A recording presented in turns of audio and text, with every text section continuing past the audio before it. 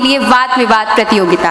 आज हम आप सभी को लेखन होता है, दृष्टिकोण का टकराव होता है और ज्ञान का प्रदर्शन होता है। सबसे पहले हम अपनी और आप सब की तरफ से धन्यवाद ज्ञापित करना चाहते हैं हमारे आदरणीय निर्णायक मंडल को, जिन्होंने इस प्रतियोगिता का निर्णायक बनना स्वीकार किया और कार्यक्रम की गरिमा बढ़ाई। तो जोरदार तालियों के साथ स्वागत कीजिए आदरणीय डॉक्टर रुद्रमणि सर का, एसोसिएट प्रोफेसर जनरल सर्जरी, आदरणीय doctor Sumit Dixit sir, associate professor community medicine, आदरणीय doctor Nidhi Anand ma'am, professor department of pathology. आज की हमारी वाद विवाद प्रतियोगिता का विषय है, क्या भारत में वैकल्पिक चिकित्सा पद्धति को बढ़ावा देना चाहिए? वाद विवाद प्रतियोगिता के कुछ नियम। प्रत्येक एमबीबीएस बैच का प्रतिनिधित्व करते हुए 2 लोगों की एक टीम मंच पर आएगी, जिसमें से एक प्रतिभागी विषय के पक्ष में बोलेगा और दूसरा विपक्ष में। प्रत्येक प्रतिभागी के पास 2 मिनट का समय होगा, जिसके लिए 1.5 मिनट पर पहली घंटी बजाकर प्रतिभागी को सचेत कर दिया जाएगा। अंतिम घंटी 2 मिनट पूर्ण होने पर बजाई जाएगी। यदि प्रतिभागी द्वारा समय सीमा को लांघ दिया जाता है तो उसके अनुरूप अंक काट दिए जाएंगे। 2 मिनट के पश्चात प्रश्नोत्तर सेशन के लिए रखा जाएगा। प्रश्नोत्तर सेशन में एक प्रश्न ही पूछा जाएगा और ये प्रश्न अन्य प्रतिभागी द्वारा ही वक्ता से पूछे जाएंगे। यदि किसी वक्ता से कोई प्रश्न नहीं पूछा जाता है तो उसे प्रश्नोत्तर राउंड में पूर्ण अंक दे दिए जाएंगे। मैं एक बार फिर से आदरणीय निर्णायक मंडल का ध्यान आकर्षित करते हुए यह दोहराना चाहूँगा कि यदि किसी प्रतिभागी द्वारा दूसरी घंटी के बाद भी वक्तव्य समाप्त नहीं होता है तो उसके अनुरूप उस प्रतिभागी के अंक काट दिए जाएंगे और यदि किसी वक्ता से कोई प्रश्न नहीं पूछा जाता है तो उसे पूर्ण अंक दिए जाएंगे। तो अब और विलंब ना करते हुए हम करते हैं इस प्रतियोगिता का शुभारंभ और मंच पर आमंत्रित करते हैं हमारे प्रथम वक्ता को। कृपया जोरदार तालियों के साथ स्वागत कीजिए सत्र 2021 से शिवांगी राय को, जो विषय के पक्ष में अपने विचार प्रस्तुत करेंगी। आदरणीय निर्णायकगण एवं श्रोतागण, मैं आज के विषय कि क्या भारत में वैकल्पिक चिकित्सा की पद्धति को बढ़ावा देना चाहिए या नहीं, उस पर अपने साक्ष्य रखना चाहूँगी। तो रोहन काफ़ी दिनों से अवसाद की परेशानी से जूझ रहा था। वह एंटी डिप्रेसेंट तो ले रहा था, लेकिन कुछ खास सुधार नहीं था। फिर डॉक्टर ने उसे दवाइयों के साथ नियमित रूप से योग व ध्यान करने का सुझाव दिया और अंततः रोहन अवसाद मुक्त हुआ। फार्मास्यूटिकल से भरी दुनिया में जब प्रकृति हमें बीमारियों से लड़ने में मदद करती है तो वहीं वैकल्पिक चिकित्सा कदम रखती है। भारत में तो इसका प्रयोग 2000 वर्षों से हो रहा है। कन्वेंशन मेडिसिन तो अब जाके विकसित हुई है। तो मैं अपने प्रतिद्वंदी से पूछती हूँ कि क्या भारत ही सबसे बड़ा रीजन नहीं है वैकल्पिक चिकित्सा का पूरे विश्व में? इसके अहम हिस्से यानी कि योगा के महत्व को देखकर आज 21 जून को पूरा विश्व अंतर्राष्ट्रीय योग दिवस मनाने लगा है, जो हमारे लिए बहुत गर्व की बात है। वैकल्पिक चिकित्सा कन्वेंशनल मेडिसिन में पूरक की तरह काम करते हैं। ऊर्जा उपचार, acupuncture, homeopathy, Ayurveda, yoga, meditation आदि इत्यादि। समय को जाया किए बिना आइए हम शोध के आंकड़ों से ही तय करते हैं। 2019 में मौलाना आज़ाद मेडिकल कॉलेज और एसोसिएटेड हॉस्पिटल में 200 डॉक्टरों और 403 रोगियों पर अध्ययन हुआ। 200 डॉक्टरों में लगभग 60% ने अल्टरनेटिव मेडिसिन थेरेपी का उपयोग किया, वहीं 403 मरीजों में 28% ने। तो आपने देखा कि कैसे कन्वेंशनल मेडिसिन को बढ़ावा देने वाले डॉक्टर्स भी अल्टरनेटिव मेडिसिन को फॉलो कर रहे हैं, क्योंकि कई शोध के बाद उन्होंने भी mind therapy of alternative medicine के पावर को समझा और पाया कि इसके मनोवैज्ञानिक पहलू भी हैं, जैसे कि छंग औषधि प्रभाव यानी कि प्लेसिबो इफेक्ट, जो कन्वेंशनल मेडिसिन में एक सुस्थापित विचार है। अंत में मेरा यही साक्ष्य है कि जो सिद्धि भारत से ही सृजन होकर पूरी दुनिया को प्रभावित कर रही है, उसे बेशक यहाँ पे पद्धति के बढ़ावा को देना चाहिए, क्योंकि अब पूरा देश विश्व ये समझ चुका है कि दवाई टिकिया तभी आवे शरीर को काजी जब मन मस्तिष्क हो राजी। धन्यवाद। और अब मैं विपक्ष के प्रतिभागियों से आग्रह करूंगा कि शिवांगी राय से प्रश्न करने के लिए अपने हाथ खड़े करें।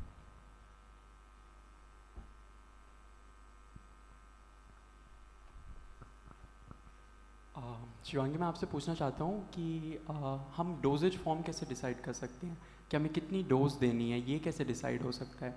जैसे कि कोविड के टाइम पर ऐसे न्यूज़ चैनल्स पर दिखाया जा रहा था कि अगर आप काढ़ा पिएंगे तो आप कोविड से बच सकते हैं। तो कितना काढ़ा पीना है एक दिन में, और हर मसाले का एक अलग वो होता है कंसंट्रेशन, तो क्या कितना डालना है, तो ये कैसे डिसाइड कर सकते हैं हम? सही, मुझे लगता है आपने मेरा वादन बहुत ध्यान से नहीं सुना। मैंने एक वाक्य प्रस्तुत करी कि कन्वेंशनल मेडिसिन में अल्टरनेटिव मेडिसिन यानी कि वैकल्पिक चिकित्सा एक पूरक की तरह काम करती है। पूरक मतलब कि वह एक दूसरे को परिपूर्ण करते हैं। हम पूरी तरीके से एक के ऊपर पूरी तरीके से निर्भर नहीं हो सकते। यदि कोई दवा किसी भी व्यक्ति को कोई बीमारी हो रही है, उसमें वह दवा पूरी तरीके से काम नहीं कर रही है, तो फिर उसे एक हौसला दिया जाता है, एक मानसिक स्टेबिलिटी दी जाती है, जिससे कि वह उसके सुधार होने के आसार बढ़ जाते हैं।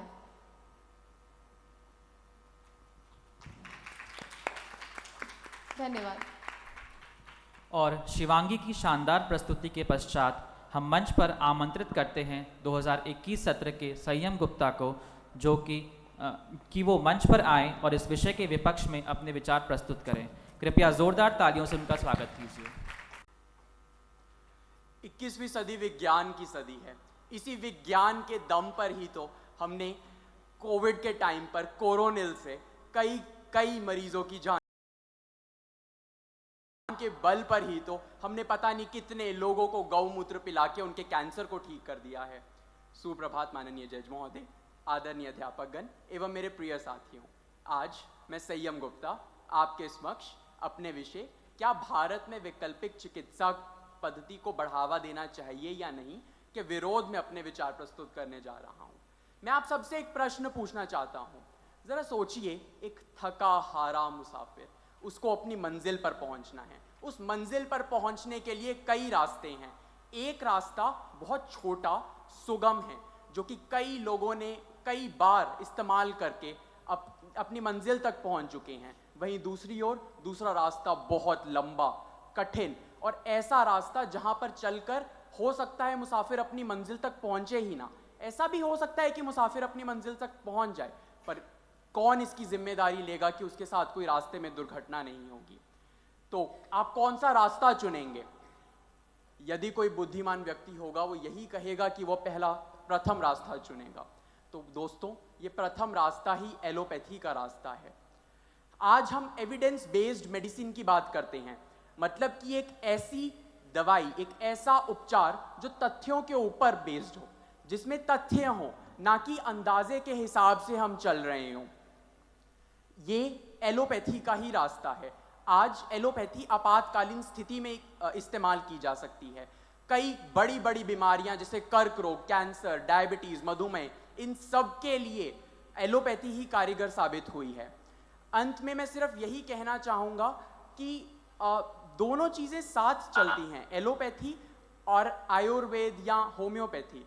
पर क्योंकि आयुर्वेद और होम्योपैथी में शोध की कमी है, तो अभी हम उनको मरीजों पर इस्तेमाल नहीं कर सकते। पहले हमें उन पर पूरी शोध करनी चाहिए ताकि हम किसी मरीज का नुकसान ना करें। धन्यवाद। और अब मैं सभी प्रतिभागियों से आग्रह करूंगी, संयम गुप्ता से प्रश्न करने के लिए अपने हाथ खड़ा करें। संयम, आपने भी बोला कि हमारे पास दो रास्ते होते हैं, एक छोटा रास्ता और एक लंबा रास्ता, और आपने कहा कि एलोपैथी छोटा रास्ता है। आपने पढ़ा होगा कि अक्सर छोटे रास्ते ही लोगों को ज़्यादा दुख और दर्द और कष्ट देते हैं।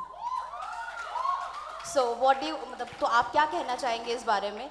आपको नहीं लगता कि छोटे रास्तों पर भी उतने ही एक्सीडेंट्स हो सकते हैं जितने लंबे रास्ते पर, अगर लोग सतर्क ना हो तो? नमस्ते मैम, आपके क्वेश्चन के लिए धन्यवाद। मैम, आपने बिल्कुल सही बोला है, छोटा रास्ता हमेशा सही नहीं हो सकता। हमारे पास बहुत सारे ऐसे एविडेंसेस हैं, ऐसे सबूत हैं जहाँ पर छोटा रास्ता मतलब एलोपैथी में भी गड़बड़ियाँ हो सकती हैं। पर जो मैं बात बोल रहा हूँ, ये शोध के ऊपर आधारित बात है कि यदि किसी पेशेंट को, किसी मरीज़ को कर्क रोग यानी कैंसर है, और मान लीजिए वो अपना इलाज होम्योपैथिक या आयुर्वेदिक दवाइयों से करना शुरू कर दे, तो कितने प्रतिशत हमारे पास ये सबूत है कि वो बच पाएगा? तो ज़रूरी नहीं है कि छोटा रास्ता ही हमेशा सबसे सही रास्ता हो, पर शोध के मुताबिक अभी जो हमारे पास विज्ञान है, हम उसके मुताबिक कह सकते हैं कि एलोपैथी ही सबसे उच्चतम उपचार का तरीका है। धन्यवाद। बिना बूंदों की बारिश का एहसास कैसे होगा, जुनून हो दिल में जिसके वो हताश कैसे होगा।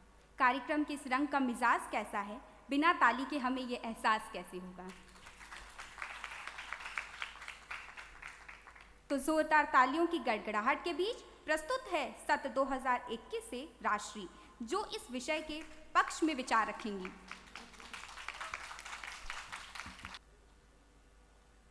सभी श्रोतागणों को मेरा नमस्कार। एलोपैथी चिकित्सा पद्धति का उद्देश्य रोगों का उपचार तथा स्वस्थ करना है, जबकि पारंपरिक एवं वैकल्पिक चिकित्सा पद्धति का उद्देश्य रोग को रोकना है। वो अंग्रेजी में कहते हैं ना, prevention is better than cure. एक पारंपरिक वैकल्पिक चिकित्सक पहले एक दार्शनिक है, तत्पश्चात एक चिकित्सक। उसका प्राथमिक प्रशिक्षण आदर्श रूप में जीवन के आध्यात्मिक तत्वों पर आधारित होता है। तत्पश्चात उसकी विधिवत शिक्षा का अधिकांश भाग जीवन के एकीकृत शुद्ध विचारधारा तथा स्वास्थ्य एवं उपचार में एवं इसके उपयोग में संलग्न रहता है। यदि स्वास्थ्य लाभ में कुछ निश्चित नियमों का पालन न किया जाए तो कोई भी चिकित्सा तकनीक सही मायने में सफल सिद्ध नहीं हो सकती। एलोपैथिक चिकित्सा में होने वाले दुष्प्रभावों के कारण लोगों में चिंता बढ़ रही है और वैकल्पिक चिकित्सा पद्धतियों के क्षेत्र में होने वाले नित नए अनुसंधानों में इसमें लोगों का विश्वास बढ़ रहा है। सिर्फ भारतवर्ष में ही नहीं बल्कि विकसित देशों में भी इसके प्रति रुझान बढ़ रहा है। आज के चिकित्सक को यह भली भांति समझ आ गया है कि आधुनिक मेडिसिन की औषधियों में समग्र चिकित्सा संभव नहीं है। बड़ी ही जल्दी शरीर में उन औषधियों के प्रति इम्यूनिटी विकसित हो रही है, जिससे वह लगभग प्रभावहीन सिद्ध हो रहे। प्राचीन चिकित्सा पद्धतियों में ऐसे भी उपचार हैं जो रोग के गुण दोषों को साम्यावस्था में लेकर स्थायी लाभ एवं आरोग्य प्रदान करते हैं। ऐसे चिकित्सा को वैकल्पिक चिकित्सा की उपाधि दी गई है। योग चिकित्सा, एक्यूप्रेशर चिकित्सा, रेकी चिकित्सा, अध्यात्म, मंत्र, प्राण चिकित्सा, होम्योपैथिक चिकित्सा इत्यादि। वो कहते हैं ना, शरीरम व्याधि मंदिरम। मानव शरीर परमात्मा की एक सर्वश्रेष्ठ कृति है, जिससे स्वस्थ एवं निरोगी रखना प्रत्येक मनुष्य का कर्तव्य है। तो दोस्तों, हम कौन होते हैं इन पारंपरिक पद्धतियों को रोक लगाने वाले? धन्यवाद। और अब मैं प्रतिभागियों से आग्रह करूंगी कि राष्ट्रीय से प्रश्न पूछने के लिए हाथ खड़ा करें।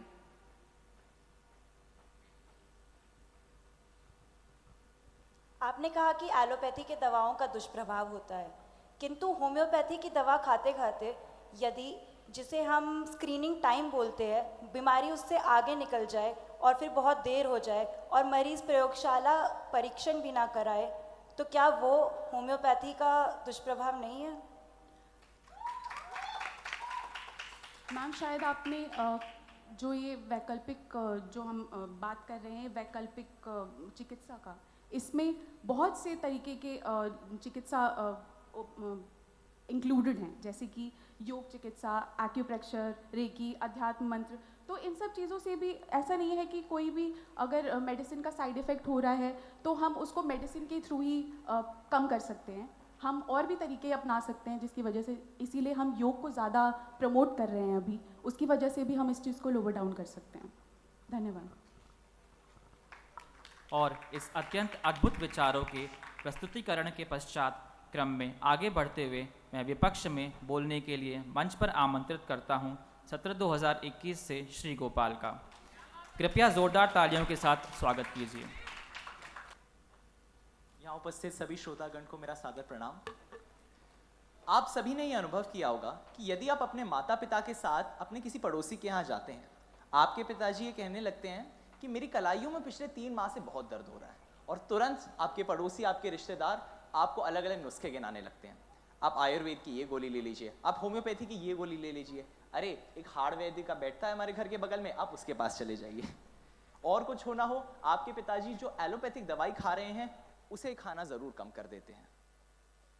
साथियों, आज मैं यहाँ इस विषय के विपक्ष में खड़ा हूँ, पर वो इसलिए नहीं क्योंकि मुझे वैकल्पिक चिकित्सा शैली के लाभ नहीं दिखाई देते। आयुर्वेद और एक्यूप्रेशर के कुछ लाभ मैंने भी अनुभव करे हैं, परंतु सबसे बड़ी समस्या आप जानते हैं कब शुरू होती है?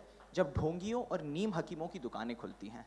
समस्या तब शुरू होती है जब ये नीम हकीम वैकल्पिक चिकित्सा पद्धति के नाम पर पुराने ग्रंथों में लिखी हुई बातों को तोड़ मरोड़ कर अपनी दुकानों को बढ़ाने की कोशिश करते हैं। समस्या तब शुरू होती है जब ये ढोंगी लोगों को रूमेटॉइड अर्थराइटिस, हृदय रोग या कैंसर जैसी गंभीर बीमारियों तक के उपचार के लिए अस्पताल जाने से रोककर अपनी दुकान पर बुलाते हैं।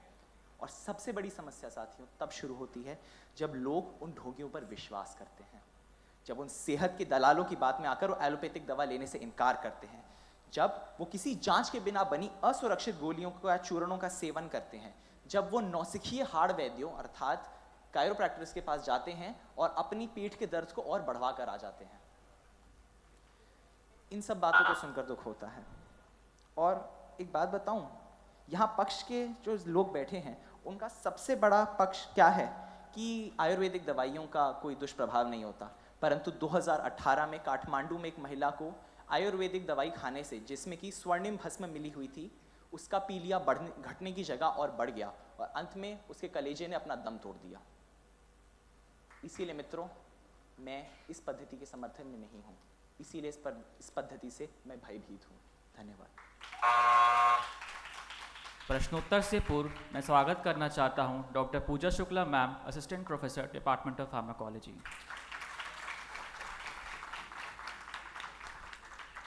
अब मैं प्रतिभागियों से अनुरोध करता हूं कि वे प्रश्न पूछने के लिए अपना हाथ खड़ा करें।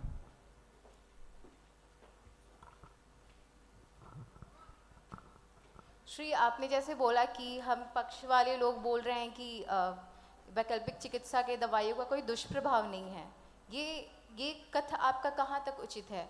ये चाहे वैकल्पिक चिकित्सा की बात हो, चाहे कन्वेंशनल मेडिसिन की बात हो, हर जगह हर दवाई के कुछ साइड इफ़ेक्ट्स होते हैं।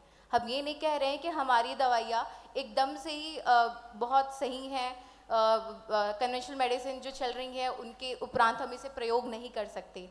तो आप ये कैसे कह सकते हैं कि इसके बिल्कुल भी दुष्प्रभाव आपके कन्वेंशनल मेडिसिन के दवाइयों पे भी हैं और हमारे अल्टरनेटिव मेडिसिन पे? ये निर्भर करता है कि उनका उपयोग किन तरीक़ों से हो रहा है। तो आप इसके पक्ष में क्या कहना चाहेंगे? आपने जो कहा मैं उससे पूरी तरह इत्तेफाक रखता हूं, परंतु आपका प्रश्न क्या है वो मुझे समझ में नहीं आया। एक बार आप अपना प्रश्न मेरा प्रश्न ये है कि आपने बोला कि दुष्प्रभाव है, हम ये कहते हैं कि दुष्प्रभाव नहीं है किसी का, तो आपका ये साक्ष्य मुझे एकदम ही गलत लगा, क्योंकि हम चाहे आप अपनी दवा को पद्धति को बढ़ावा देने के लिए ये नहीं कह सकते हैं कि हमारा ही एकदम सही है, कोई साइड इफ़ेक्ट्स नहीं है। साइड इफ़ेक्ट्स आपकी दवाइयों के भी हैं, हमारी दवाइयों के भी हैं। हम ये कभी नहीं कह रहे हैं या ये कभी नहीं कहते कि हमारी दवाइयों के दुष्प्रभाव नहीं है। तो मुझे आपका ये जो वाक्य है ये अनुचित लगा, इसलिए मैंने इसको प्रेजेंट किया। मैं आपकी इस बात की सराहना करता हूँ और मैं बस इतना ही कहना चाहूँगा और मेरा इस पर कोई उत्तर नहीं।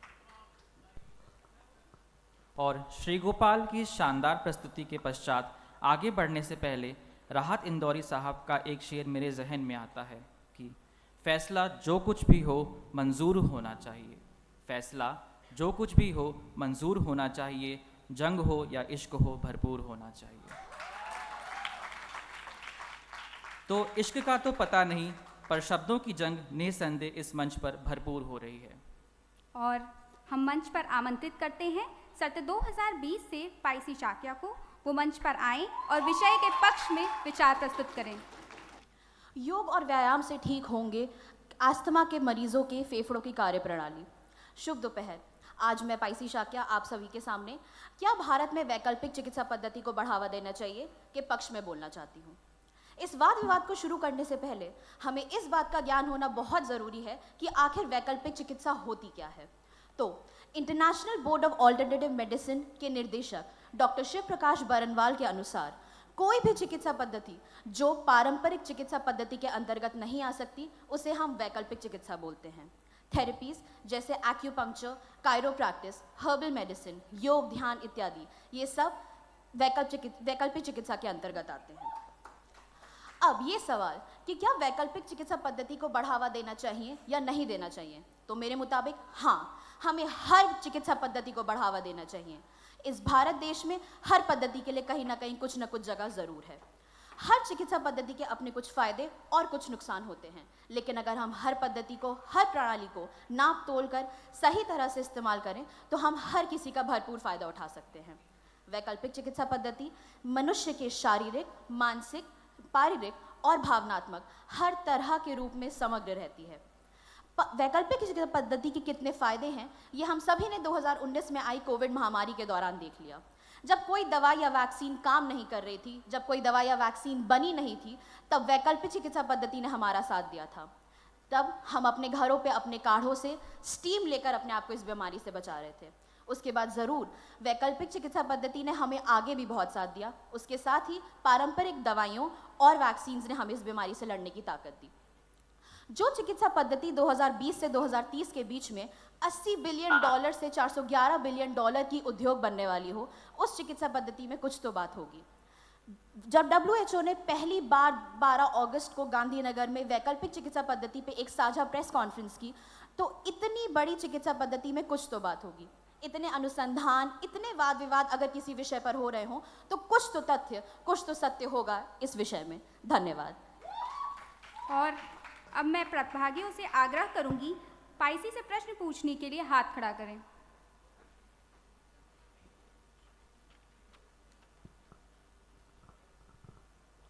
मैम, सबसे पहले तो आपने बहुत सुंदर बोला, उस पर आपको बधाई।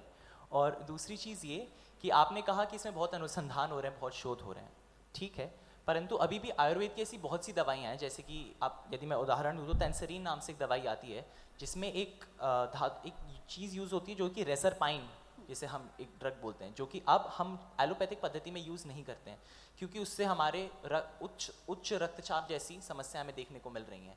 तो यदि अगर वो अभी भी आयुर्वेदिक दवाइयों के रूप में लोग खाने लगेंगे तो उन्हें उसका बहुत नुकसान होगा। तो इसका अभी तक आयुर्वेदिक या और किसी भी पारंपरिक चिकित्सा पद्धति में ऐसी कोई प्रक्रिया नहीं है कि हम उन सब चीज़ों, उन दवाइयों को रोक सकें या किसी भी तरीके के ADR जिन्हें हम बोलते हैं, एडवर्स ड्रग रिएक्शंस को रिपोर्ट करके उस पर कोई कार्य कर सकें। तो इसके ऊपर आपका क्या विचार है? श्री, जैसा तुमने कहा कि हमारे पास वैकल्पिक चिकित्सा पद्धति में बहुत सारी ऐसी दवाइयाँ हैं जो शायद अभी उतनी सार्थक नहीं है या उतनी सही नहीं है मनुष्यों के लिए। तो ऐसी एलोपैथी में भी बहुत सारी ऐसी दवाइयाँ हैं जिनके बहुत सारे दुष्प्रभाव अभी भी होते हैं, जिसके अलावा हमारे पास कोई और, जैसे हम कहते हैं ना कि हमारे पास जब कोई ऑप्शन नहीं होता है तो हमें वही चीज़ को इस्तेमाल करना पड़ता है जिसके थोड़े से दुष्प्रभाव होते हैं। तो वही सेम चीज़, वही समान चीज़ यहाँ पर भी है। लेकिन हाँ, मैं मानती हूँ ये बात कि अगर ऐसी दवाइयाँ बन रही हैं तो उनको ज़रूर बंद करना चाहिए, उस पर और शोध होना चाहिए, जो कि हो रहा है, वो हर एक पद्धति में हो रहा है। हर एक पद्धति का शोध कभी नहीं रुकता। Research in science can never wait. तो वही चीज़ हर पद्धति पे लागू होती है।